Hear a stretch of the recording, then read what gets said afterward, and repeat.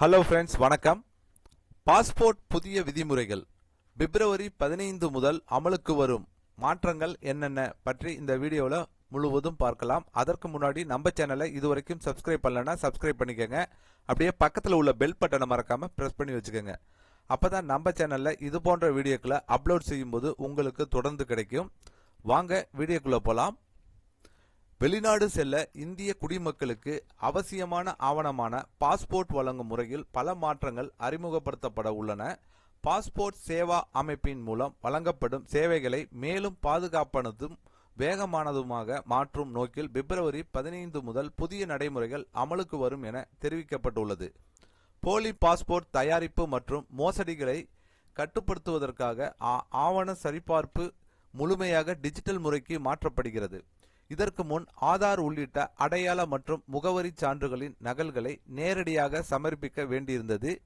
இனி ஆதார் உள்ளிட்ட அரசு வழங்கிய ஆவணங்களை ஆன்லைன் மூலம் பதிவேற்றம் செய்து டிஜிட்டல் முறையில் சரிபார்க்க முடியும்.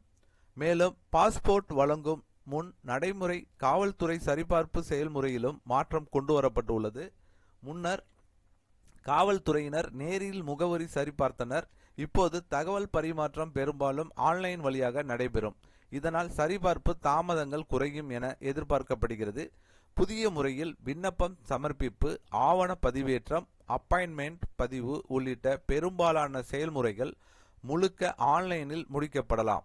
சிறிய நகரங்கள் மற்றும் புறநகர் பகுதியிலும் பாஸ்போர்ட் சேவை மையங்களை அதிகரிக்கும் முயற்சிகளும் நடைபெற்று வருகின்றன. புதிய விதிமுறைகள் அமலுக்கு வரும் நிலையில் விண்ணப்பதாரர்கள் தங்கள் ஆவணங்கள் மற்றும் தனிப்பட்ட தகவல்கள் சரியாக உள்ளதா என்பதை முன்கூட்டியே சரிபார்த்துக் கொள்வது முக்கியம். டிஜிட்டல் சரிபார்ப்பு கடுமையாக இருக்கும் என்பதால் தவறுகள் இருந்தால் விண்ணப்பம் தாமதமாக வாய்ப்பு இருக்கிறது.